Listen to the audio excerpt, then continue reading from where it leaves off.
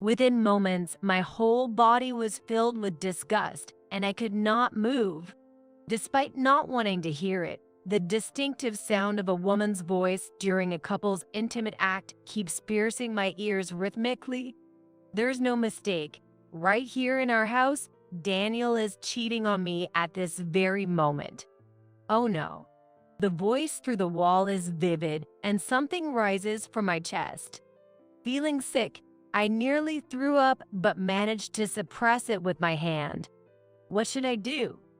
What can I do in a situation like this? As I panic with tears in my eyes, I remember something my mother-in-law, Judy, once said. If you have any problems, please let me know whenever you need help. I shouldn't expose Judy to her son's infidelity scene. But with no parents of my own, I couldn't think of anyone else to rely on. I frantically called Judy from my phone history. After a few rings, I hear Judy's familiar voice. Hello, Emma. I was just about to. Judy, your son, Daniel's doing a terrible thing. What's wrong? I cut off Judy mid-sentence and exclaimed, I am Emma, a 33-year-old part-time housewife. Last year, I married Daniel, a man of the same age. Daniel works for a well-known local company. He is a so-called elite. It's a bit hard to admit, but we met when Daniel picked me up. After finishing work and having drinks with my friends, Daniel and his buddy approached us as they were also returning from work. Normally, I'd reject a pickup instantly, but that day, my friend and I were tipsy and in high spirits. We thought, why not just drink together? Thanks to the alcohol, Daniel and I hit it off and ended up exchanging contact details. From the next day, when Daniel contacted me, things progressed smoothly and we were regularly dating. He has a high income, a good conversationalist, and not a bad figure. Also, he's experienced with women and his demeanor is always suave. I wondered why such a man was still single at 33. In the countryside here, most people marry in their 20s. It's quite rare to see someone unmarried past 30. Maybe Daniel had no intention of marrying. Or perhaps I was just a fling for him. Although I was somewhat uneasy, I couldn't bring myself to ask. About 6 months later, Daniel suddenly proposed. It was an unexpected moment, and I was thrilled. When I responded, I couldn't help but reveal my true feelings. I actually thought you were against marriage, so I'm surprised, and I'm happy. Then, with tears of joy, Daniel responded without changing his expression. I've been married before, actually. Well, that didn't work out. What? His unexpected reply left several question marks floating in my mind. What do you mean? Didn't I tell you? As I pressed him further, it turned out Daniel was actually divorced. Moreover, he had divorced the day before we met. I became single and then met you right away, Emma. It must be fate. Well, I have no prejudice against divorcees. After all, compatibility varies between people. However, knowing that Daniel approached me the day after his divorce evoked an indescribable sense of distrust. Despite being married, can someone really move on that quickly? More importantly, until now, I had no idea that Daniel was divorced. That's what bothers me the most. It seems Daniel doesn't care much about it, but it's important to me. I wish he had told me something this significant before we started dating. Maybe it was obvious how I felt because Daniel looked annoyed and said, What's with that face? You're not going to say you mind that I'm divorced, are you? No, that's not it. I was just surprised. Daniel seemed pleased with my answer and smiled. That's right. You know your place, unlike her. Daniel nodded in agreement. It must be his ex-wife. I didn't even know her face or name, yet I felt a hostility towards her. What kind of person was she? It's pointless to think about it, but I can't help wondering. Anyway, since we're married, please tell me important things in advance. I know, I just forgot to mention it. Okay, still harboring some uncertainties, we got married. But less than a month into our marriage, I would regret this decision. Wait, caregiving? Yay! My mom, Judy, is still sharp, but she's getting old, and now she's having trouble walking. Looks like she'll need caregiving soon. When I found out he was divorced, I told him to let me know what was important. I had heard that his dad, Tom, was working away from home, so his mom, Judy, was living alone. But I never knew until now that Judy was lame and needed care. Since meeting Daniel, it's been one surprise after another. I should have at least met his family before getting married. I want to meet and greet before the wedding. My hometown is in the next state, and I'm too busy. Daniel refused, and we settled it over the phone. My parents passed away early, and I accepted his excuse. Could it be that he insisted on a phone greeting because he wanted to keep this fact hidden and marry me? I even began to suspect this. Well, I have to work, and caregiving on weekdays will be tough. That's true. It's hard when you're working. I was relieved. He doesn't intend to make me take care of her. However, then Daniel naturally suggested, So, Emma, you could go part-time, right? "What?" Part-time work is more flexible, right? You can quit if it gets too much. Besides, I'm the one earning the money. Don't worry about it. What are you talking about? All of a sudden, he informs me about Judy and then tells me to go part-time. And he even made it sound like he was being considerate. That really made me angry. Don't decide things on your own. You never told me about Judy's caregiving. It's one thing if it were in the future, but telling me to go part-time out of the blue is too much. But I earn more. It's not like I can go part-time, right? Can you earn as much as I do? His condescending laugh made it clear he looked down on me. Sure, Daniel earns a good income. Among people our age, he's probably one of the higher earners. There's no way I could earn as much as he does. But that doesn't mean I have to obey everything Daniel says. I bit my lip hard. I told you when we got married to tell me important things, whether it's about your divorce or the situation now. You always bring things up later. Hey, what? Daniel didn't expect my pushback and clicked his tongue, glaring at me. But I can't just back down. I believe I'm not saying anything wrong. I was going to answer if you asked about the divorce or the caregiving. Isn't it your fault for not asking?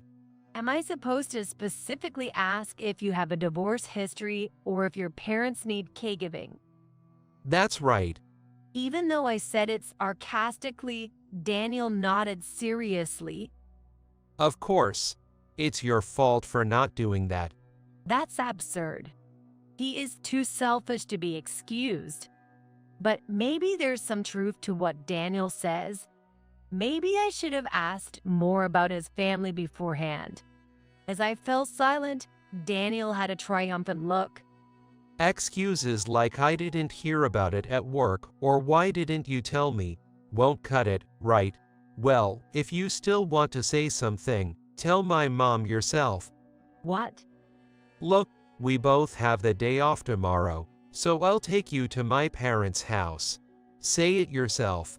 Mom might be disappointed, though. Daniel then retreated to his room, leaving me alone.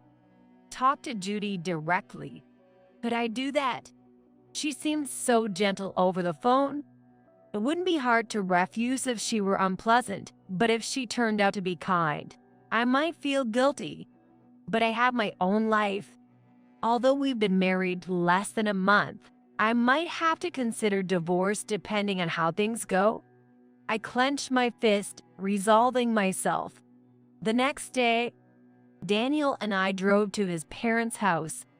It took about an hour to get there from our house. When we arrived, the house looked like any ordinary home. Daniel confidently unlocked the door and I followed him inside. Mom, we're coming in. Daniel called out and opened the door to the back room. Hello, welcome. Judy was sitting on the bed, smiling and waving at us. Nice to meet you. Sorry about this. I fell and broke a bone recently. Broken bone. Apparently, Judy said she had broken a bone and temporarily needed caregiving. It's frustrating. I want to be able to walk freely soon. Reacting to Judy's words, Daniel turned around. Really, you can walk by yourself. Mom, didn't the doctor recommend a wheelchair? No, I'm just told I need rehab or I might not be able to walk because of my age. I secretly breathed a sigh of relief. It seemed Daniel had misunderstood the caregiving situation. Knowing the truth at his parents' house, we were relieved as we headed home. Judy and I had a chance to talk more slowly later, and she turned out to be a very calm and nice person. I wonder if he's bothering you. That boy, maybe he's like his dad, tends to be self-centered. For better or worse, he's never faced failure in life, so he's overly confident. Daniel has always been full of confidence since we met. I used to think that was part of his charm, but now I see it more as a problem. Did he drag you here against your will today? Are you okay? Judy seemed genuinely concerned about me. No, I'm fine. Thank you. How have you been managing the household tasks? My sister's family lives nearby. They help out when it's absolutely necessary. It takes time, but I can manage to walk if I really try. Judy said with a bashful smile. At first, I would have absolutely hated to work part-time to care for her. Yet, I found myself wanting to help Judy now. I talked to my workplace and switched to part-time. I couldn't visit Judy's house every day, but I made it a point to go there at least once a week. Judy was very apologetic and kept saying I'm sorry to me, to which I only replied, it was my decision. Perhaps having lost my parents early, I saw in Judy something of my own parents. At first, Daniel thanked me, saying, I appreciate you. A few months later, Judy had recovered from her fracture, but then started needing regular physical therapy. Emma, it must be hard coming all this way, right? I'm okay now. My legs are better. Judy tried to show restraint, but she was still unstable on her feet. Moreover, she couldn't drive, so she had to rely on buses or taxis to get to the hospital. Maybe it's overstepping, but I'm worried, so please let me continue to come by often. Emma, thank you. I would visit Judy twice a week. During that time, I would prepare meals in advance and leave them in the fridge for Daniel, instructing him to heat them up himself if I came home late. You're with my mom again. I would have preferred a fresh oatmeal today. I'll try to come back early. Daniel would sometimes complain, but that was all I could say. After a few months, Judy's rehabilitation went well, and she was able to walk again on her own. By then, I had grown close to Judy's sister's family, who lived nearby, and we all rejoiced in her recovery. It's all thanks to you, Emma. If you have any problems, please let me know whenever you need help. Thank you. I'll visit again. Daniel really got himself an amazing wife. Judy's sister praised me so much it was almost embarrassing. Maybe I had let my guard down because Judy's rehabilitation was over. One day at work, I suddenly felt a terrible dizziness. The room seemed to warp, and my head spun. Ideally, I would have liked to hold on until the end of my shift, but it seemed impossible to endure. After talking to my boss, I decided to leave early. I needed to lie down as soon as possible. I managed to get home in a daze. Then I opened the front door and walked in. That's when my eyes widened. There was a woman's bag in the living room that I had never seen before. The word affair flashed through my mind. Who's the woman? I walked through the living room and down a corridor. Then I heard a noise from the back bedroom. As I tiptoed closer to the door, I didn't even need to open it. I instantly knew what was happening in the next room. Within moments, my whole body was filled with disgust, and I could not move. Despite not wanting to hear it, the distinct sounds of a man and a woman in an intimate act regularly reached my ears. Undoubtedly, Daniel was cheating on me right here in our house at this very moment. Oh no.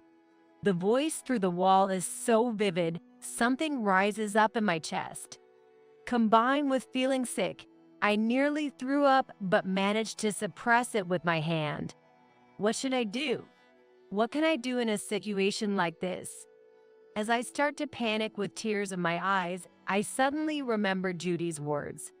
If you have any problems, please let me know whenever you need help. I shouldn't show her that the scene is her son's affair. But with no parents of my own, I couldn't think of anyone else to rely on.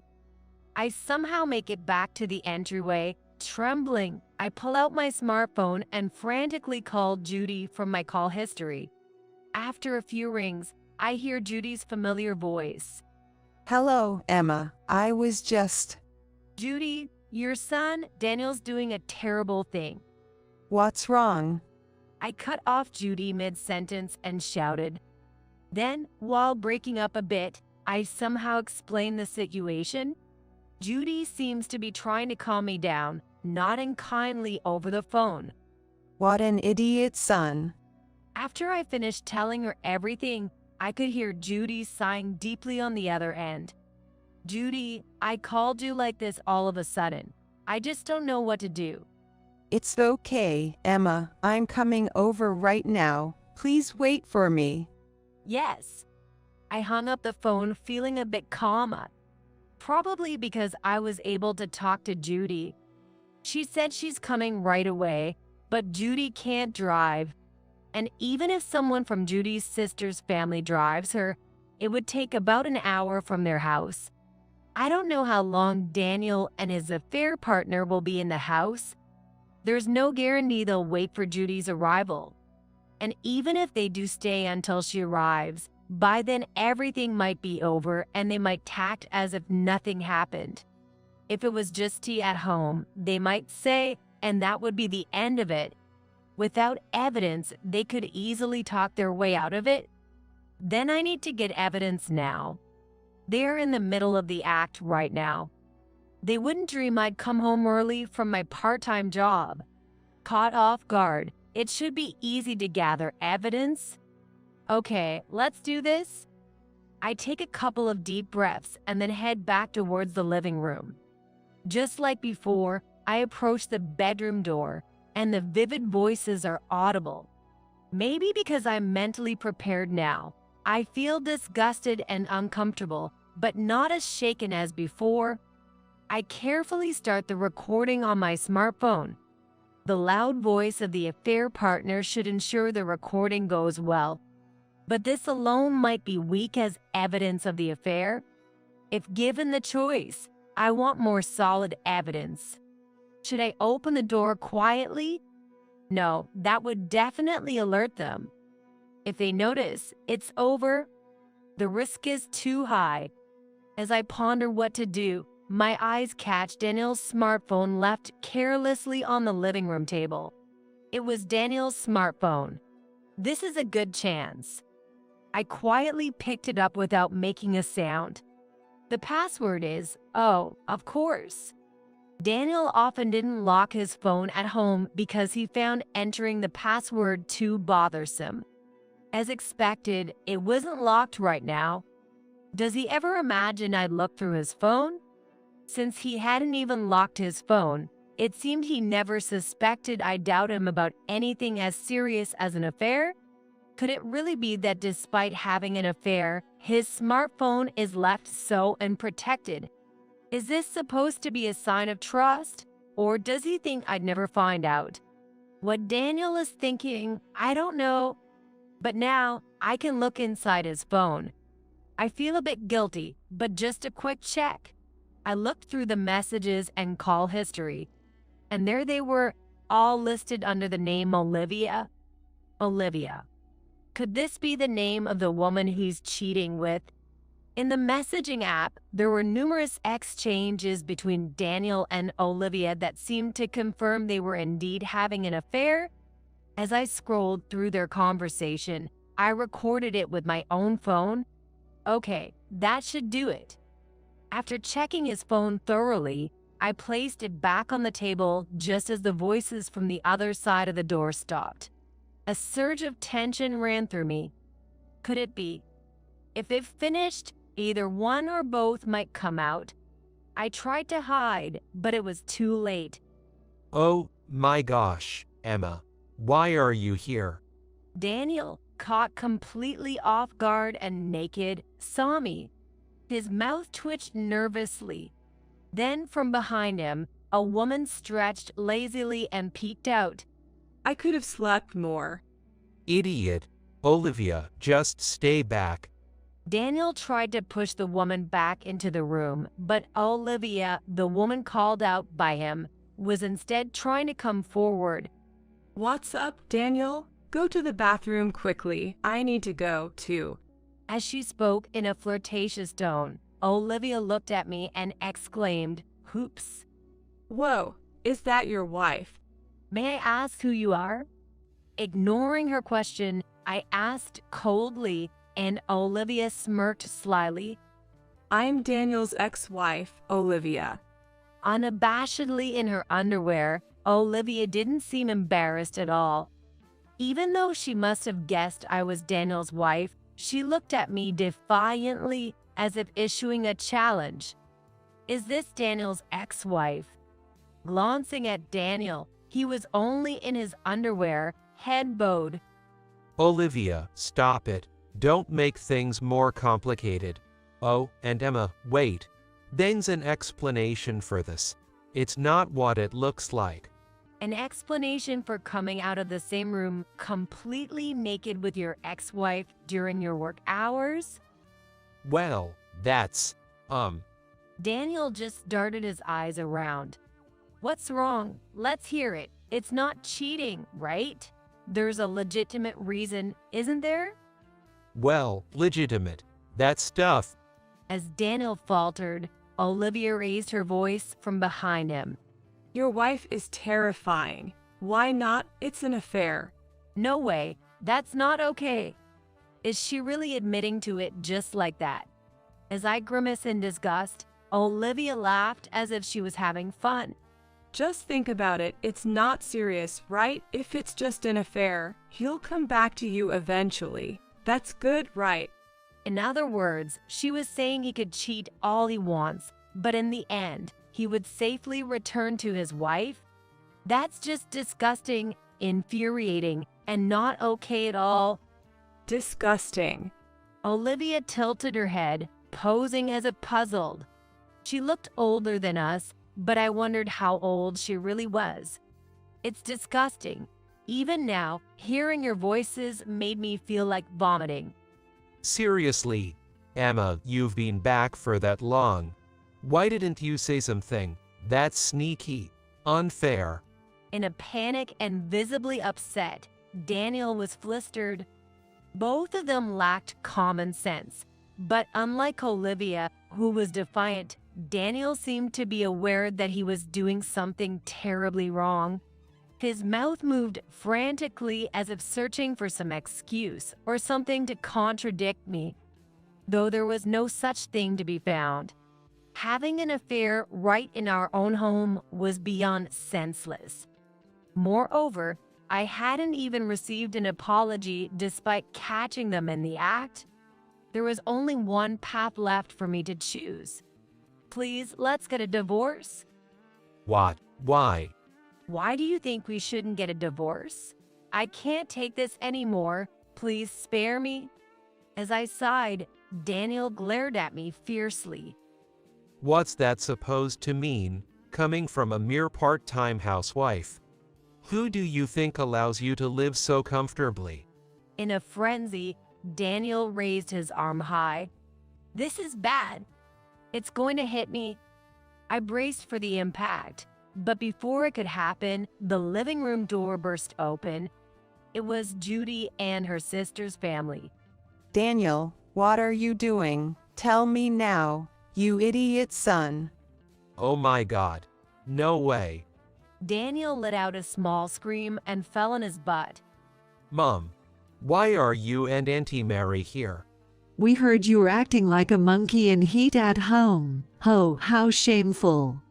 Judy's sister, Mary, yelled, and her daughter and son nodded in agreement.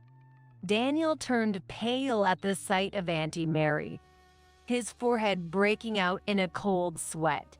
He was visibly shaken. While sitting on the floor, he tried to escape from Mary, but she had a firm grip on the back of his neck. You've always had terrible ways with women. Auntie Mary, I'm sorry. Please forgive me.